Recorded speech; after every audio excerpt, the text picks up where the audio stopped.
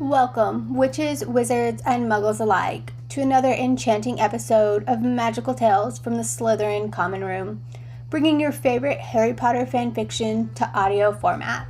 So sit back, relax, and Accio headphones, and let the magic begin. Two Weddings and a Manhunt by Deydralinne, Chapter 16, September 19th, 2003. Draco was across the room as Astoria expertly straightened Hermione's hair. He could see the way her face lit up in the mirror. He was drawn to the smile that broke out across her face in laughter at something Daphne said as she sat across from her. Ginny applying light makeup to Hermione's face. Harry walked over to him and stared, following his gaze towards the girls. "You know you're staring, right?" he muttered into his beer. "I just don't understand. They never seem to shut up. They just keep talking and gossiping," Draco drawled. In truth, he hadn't been paying attention to the words they said to each other at all and entirely focused on the expressions that danced over her face in response. Still, he didn't want to draw any more attention, so he shook his head and turned to survey the rest of the guys lounging about, chatting away. "So, where are we going again?" Draco asked. Harry had an amused look on his face, as if he wasn't quite buying Draco's dismissal. "There's some new club that opened last week on the border of Diagon and Nocturne. It's supposed to mimic the nightclubs that muggles go to. Ginny's been going on about it since before it's even opened," he explained. It had only been a few days since they had last seen each other, but today was Hermione's birthday, and frankly, after today's therapy session, Draco could use a distraction. Despite having been assigned to both of them to determine if their marriage could be salvaged, Healer Thorn had seemed to zero in on Draco more so than Hermione. Today's session was about highlighting the differences between him and his father. Hermione had been especially quick to point out that she believed him to be kind, which had taken him by surprise. He was annoyed to admit that these therapy sessions were making it rather hard to keep an objective mind about her and to keep his feelings distant. "Oi, are you lot ready or what?" Ginny shouted as if they had been waiting on the guys. Theo whooped and downed his drink. Draco couldn't help but groan internally at his friend's enthusiasm. It was bound to lead them to more trouble at some stage tonight. Theo hadn't always been a loose cannon. Throughout childhood and right up until their 6th year, he had been quite studious. He trailed after Blaise, Gregory, and him, but never fully engaged in their group. Blaise's mom had married Theo's dad at the start of 5th year. The man had died mysteriously over the summer before they went back for year 6, though. Blaise had whispered that of all the men his mother had married, he had been glad to see that one in the ground. He apparently never laid a hand on Blaise, but Draco could tell by the look in his eyes that Theo hadn't had the same luxury, and that it had been particularly bad. It made Draco think if that was perhaps why Theo seemed conveniently know so many healing spells, and was particularly good at recovery and pain management potions. The thought alone made him angry. Blaise had also mentioned on the quiet that it was the first time that his mother had wanted next to nothing to do with the estates and assets of her late husband. She had gladly turned it all over to Theo on the condition that a governess was hired to watch over the estate until he came of age. When Theo returned, it was like he was a different person. He was loud, he laughed a lot, and he had a mischievous streak a mile wide that Draco had never seen in him before. So while he knew that tonight would likely lead to trouble of some kind, he couldn't bring himself to actually mind if it meant Theo was happy and Hermione had a good birthday. Draco also couldn't stifle the pride he felt as he watched Daphne help Hermione fasten the necklace he had gotten her for her birthday around her neck. It was a white gold oval-shaped locket with a constellation of Virgo made out of tiny blue diamonds on the front. He had recruited the help of Potterette to get a hold of a photo of her mom and dad to go inside. When she had burst into tears and excused herself earlier for a moment, he thought he had made a huge mistake in doing so. But Ginny had assured him he hadn't. Still, he wasn't sure. Now, though, her long, delicate fingers reached up to brush over the front of the locket. He watched as a distant smile crossed her face. Her eyes flew up and caught him watching. She mouthed a quick thank you, and Draco finally allowed himself to believe he hadn't upset her after all. The visitors' flow to the building was in the main foyer downstairs. The idea being to increase the security of each resident in the building. Only those who had been given written permission by its occupants could access the floors they intended to visit. Draco had been rather pleased by that, and it was quicker than having to walk to the foyer at Malfoy Manor anyway. The Leaky Cauldron was just as busy as ever. The group had to form a single file line to get through into Diagon Alley. The club, the Naked Philosopher, was significantly more crowded than the pub. The music was loud and it was dark. Crowds of people pressed against each other in some kind of bizarre dance that Draco was sure he had never seen before in his life. He didn't know the steps to this dance. He didn't even know what it was called. They crowded around a table off to the side of the club while Harry and Gregory went to go get everyone drinks. The panic or confusion must have shown on his face as he tried to observe the pattern, failing miserably because Ginny tugged on his arm until he bent down for her to speak in his ear. It's not a practice dance. It's just about letting loose and having fun. Breathe a little, Draco. He stared at her wide-eyed at hearing his first name from her lips. The pointed raise of her eyebrows and nod of her head indicated that she genuinely was trying to help him. He gave a nervous nod in response. Harry had returned with a tray of what must have been 20-odd tequila shots, apparently a muggle form of alcohol. Gregory with multiple glasses of Ogden's finest. Shots were passed around before Hermione, for some reason, started sprinkling salt on everyone's hands and handed them a wedge of some green fruit. Hermione offered a shot up in cheers. I love you guys. Thanks for being here. Now let's get drunk. Theo cheered loudly as the rest of the group laughed, clinking their shots together before mimicking her actions. Lick the salt, down the shot, suck on the fruit. Theo let out a loud, wooing noise. Harry looked as though he had bitten a bludger, and Blaise started coughing. Draco found he rather liked it, though. It seemed so did Greg. Harry, Blaise, and Daphne all switched to Ogden's, but the rest of them loaded up another round, the warmth lightening his insides. Ginny started swaying to the music and decided to pull Harry out onto the dance floor. The girls all loaded up another shot, looking at Theo and Draco expectantly. Draco shrugged. Why not? Embracing the spirit of Hermione's birthday.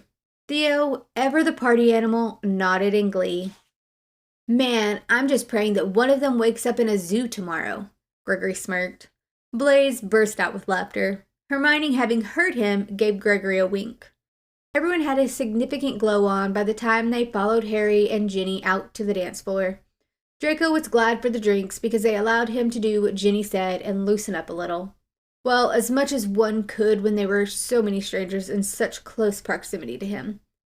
Theo and Daphne seemed to be particularly close, grinding and pressed as closely to each other as possible. Draco noted that Harry and Ginny were dancing in much the same manner, as were Blaise and Astoria. Even Gregory was now dancing with some witch he didn't recognize. Draco wasn't sure if he felt particularly comfortable dancing like that with a stranger. There was a black-haired witch next to him that was eyeing him, but before he could turn and retreat to the table, Hermione slid in between them, throwing him a questioning nod. He knew what it meant. It was her way of asking if he was okay. He returned the nod and noted the annoyed look on the witch's face as he started dancing with Hermione, trying to relax the way everyone else seemed to be. Song seemed to bleed into song, never really finishing but constantly changing. It seemed like with each change of a song, Hermione and himself got closer to each other until his hand was lightly holding onto her waist to anchor her. Gregory yelled to head back to the table and disappeared in the way of the bar, presumably to get more drinks. The rational part of Draco, still emotionally recovering from the last drunken night out, knew he shouldn't have any more. The irrational part of him took one look at Hermione giggling and pulling on Astoria's arm, Ginny doubling over in laughter on the other side of her, saw Harry playfully shoving Theo as the two of them joked about something and decided he didn't want to be an outsider tonight. He wanted to let his guard down and enjoy Hermione's birthday after all. There was no portkeys planned for tonight. He was fairly certain he wasn't going to wake up tomorrow in an unknown location married to yet another witch. What could it hurt to have one or two more? The entire group had 5 shots and a glass of Ogden's lined up in front of them as they circled the table. Daphne turned her scary voice on as she explained the rules of Never Have I Ever. They would start with Hermione. who was standing next to him and would go clockwise around the table, making a statement. Draco going last and repeating until someone had finished all the drinks in front of them. Harry chuckled a nervous laugh as Daphne glared down at each of them while explaining that no one was to wimp out. Hermione smirked at Theo. Never have I ever hijacked a portkey. Theo narrowed his eyes at her, but his grin gave him away. Surprisingly, Harry also took a shot. When they all looked at him in amazement, he reddened, explaining that he knew the accommodation Ron had chosen for the last Quidditch World Cup was rubbish, so he changed it. Blaise laughed, looking down at the table. Never have I ever eloped. Draco and Hermione both blinked at him before downing their shots with slightly embarrassed faces. Gregory smirked. Never have I ever used Polyjuice Potion to spy on someone else. Hermione and Harry both lit up and downed a shot. Draco frowned in confusion. Yeah, sorry about that, mate, Harry chuckled as he looked over at Draco. Draco shook his head in shock. Wait, what? You turned into Gregory? Harry roared with laughter, pointing at Gregory, obviously having just remembered something. He asked why you were wearing glasses, and then when I said you were reading, he was so surprised you could read. Everyone erupted into laughter as a slow realization dawned on Draco. You cheeky bastard, Draco chuckled. He turned to Hermione in confusion. Wait, who did you turn into? Harry and Hermione roared with laughter again. Tears running down her cheeks, she finally caught her breath. Millicent's cat. Another eruption of laughter around the table. Never have I ever had sex in the library at Hogwarts, Daphne said when the laughter died down. Blaise, Astoria, Theo, Harry, Ginny, Gregory, Draco, and Daphne all took a shot. Hermione looked outraged. You're kidding, all of you? Daphne, it was your statement. Why did you take a shot? Daphne shrugged with a smile. Because I was lying. The library? Hermione exclaimed again, everyone chuckling. Draco patted her head playfully as a form of mocking comfort. Never have I ever set a teacher on fire. Harry stared straight at Hermione, who downed her shot with a guilty grimace. Hermione, was the shocked chorus of the table. It was Snape, she said, as if the explanation was enough. Speaking of Snape, never have I ever had detention with Snape, Ginny chimed in. Harry, Gregory, Theo, and Daphne all took a shot. Harry looked bewildered at Draco. Seriously? You never had detention with him? Draco smirked with a shake of his head. Mate, you could have burnt the place to the ground and Snape would have looked the other way, Blaise laughed. He used to tell me that I strut like my dad. He was in love with my mom, Harry stated, his focus disappearing in his drunken state. Everyone stared at him for a moment before they all burst into laughter, startling him back to reality, his cheeks reddening again. That's so messed up, mate, Gregory laughed. It was Astoria's turn next. Never have I ever pined over someone I had a crush on for more than a year. Daphne, Hermione, Harry, and Ginny all drank. Draco smirked at Harry's only remaining drink. Ginny shook her head in amusement. Never have I ever killed the same evil wizard 4 fucking times. Harry sighed deeply before drinking it down, thrusting the glass back onto the table and raising 2 fists into the air above his head. The laughter that passed around the group was short-lived. No, you wouldn't have, because you were one of his lackeys, weren't you? Draco turned to see a black-haired witch from earlier. I'm not that person, Draco stated firmly. It wasn't the first time he had to deal with this kind of reaction, though it had been over 2 years since the last incident. I think it's best if you find your way back to your friends, Hermione bit out. You would say that. You're just as bad, spreading your legs for him. How do you sleep at night? Every person at the table stood a little straighter, and the girls all looked ready to pounce. Hermione just smiled at her, like a baby. Fucking slut, that is enough, Draco snapped harshly. You've said your piece, now get lost and leave her out of it.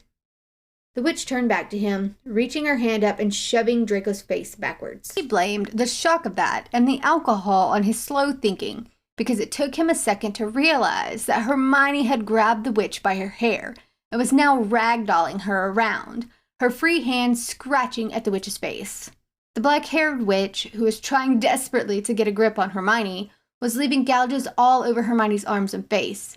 It seemed the entire group was as shocked as he was for a moment, because it wasn't until Hermione punched the witch while still gripping her hair, screaming at her that Draco wouldn't hit a woman, but that didn't mean she wouldn't do it for him, that everyone sprung into action. Harry went to stumble towards her, but Ginny pulled him back. Draco managed to get his arms around her waist as the other witch finally grabbed a handful of Hermione's hair. Instead of deterring her, Hermione started fighting harder against Draco's grasp. Theo's arms grabbed at Hermione's arms, trying to convince her to let go unsuccessfully. Another set of arms snaked around the other witch, finally managing to pull them apart with a few strangled cries. Hermione was panting, but still trying to break free and go back for round 2. In between her fingers was a large fistful of hair that she had ripped from the other witch's head. She writhed against Draco, but eventually he managed to turn her away, Harry and Ginny helping to keep her in place. Blaise was saying something to her, but Draco was too focused on the voice behind him. "You better learn to keep your bitch on a tighter leash." Blaise looked up at him in a panic. He heard Theo say, "Oh shit." But he was already turning around. The black-haired witch was red-faced, bleeding, in tears, in the arms of someone trying to comfort her. Another guy stood in front of him, glaring at Draco. "What did you say?" Draco frowned. "I said, keep a leash on your fucking bitch," he snapped again. Draco stared for a second, nodded, and then launched forward, punching the guy in the jaw so hard he went straight down. Draco went down with him, punching him continuously. The man below him struggled, landing a few punches to Draco himself, one to Draco's ribs, one to Draco's cheekbone. The rest were insignificant. Distantly, he was aware of someone else fighting, likely Gregory and the other tough guy, but he was too focused on hurting the man below. Arms gripped him by the shoulders and yanked him backwards. It was chaos. Greg was indeed fighting with the other guy, Harry trying to yank him backwards. Something was said because in the midst of trying to separate them, Harry turned around and punched the guy in the face. People all around them in the club were either egging on or trying to break up the fight. Blaise and Theo were still gripping his shoulders, trying to push him backwards. Blaise glared over at the guy Draco had been punching, who was getting ready to get up and try to tackle them. One arm shot out behind him to point at him. "Stay the fuck down," he growled. Hermione was yelling at someone behind him, the girls all huddling around her trying to keep her out. There was a slap, and he heard Astoria's voice cried out, "Oh, for Merlin's sake, Ginny!" The loud music suddenly disappeared from overhead. "Enough!" the security guard's voice boomed. Draco turned to see another guard pulling Ginny off of the black-haired girl's friends, another witch with brunette hair. "You lot, get out! You want to fight? Go do it somewhere else." The guard glared at both groups. He motioned to Harry, Greg, Theo, Blaise, and Draco. "You, take your girls, get out that way." He pointed towards the door on Diagon Alley side. "You lot, out that way. Take your girls with you, too." He pointed at the guys, the black-haired girl and her friend, and then pointed to the Nocturne Alley exit. It took a few minutes for the group to reconvene outside, and when they did, Draco noticed most of them looked a little too pleased with themselves. Hermione especially looked thoroughly proud. The guys were all a little shocked, but most of them had glints in their eyes. Blaise rolled his eyes, but couldn't hide the small tug at the corner of his lips. "Merlin Granger, remind me not to get on your bad side," Theo exclaimed, and then after a moment, "Again!" Almost everyone laughed, except Draco. He was a little too stunned to speak. He just kept staring at Hermione. This witch just continued to blast away any notions he had of her, and he was beginning to wonder if he was in a little too deep here with her. He shouldn't be proud that she essentially attacked some witch on his behalf. He shouldn't be turned on by her violent altercation. He shouldn't feel delighted at her being so defensive of him, but here he was, feeling all of those things. Several groups of people stopped to stare at their disheveled appearance as they entered the leaky cauldron. Harry's shirt had been ripped at the shoulder, Hermione's hair a wild mess and half hanging from her ponytail, deep scratch marks across her face and arms. Somehow, Ginny had ended up with a split in the corner of her lip. Gregory's knuckles looked only slightly less busted than his own, and while he couldn't recall seeing him fighting anyone, Blaise had some bruising forming on the side of his left eye. Harry turned, still drunk, towards Hermione, pulling her in for a one-armed hug. I love you, Miney, but I'm going to take my wife home now and shag her senseless. Ginny perked up at the idea, while everyone else grimaced. Ginny paused on her way past Draco and gave him what he could only describe as an approving nod.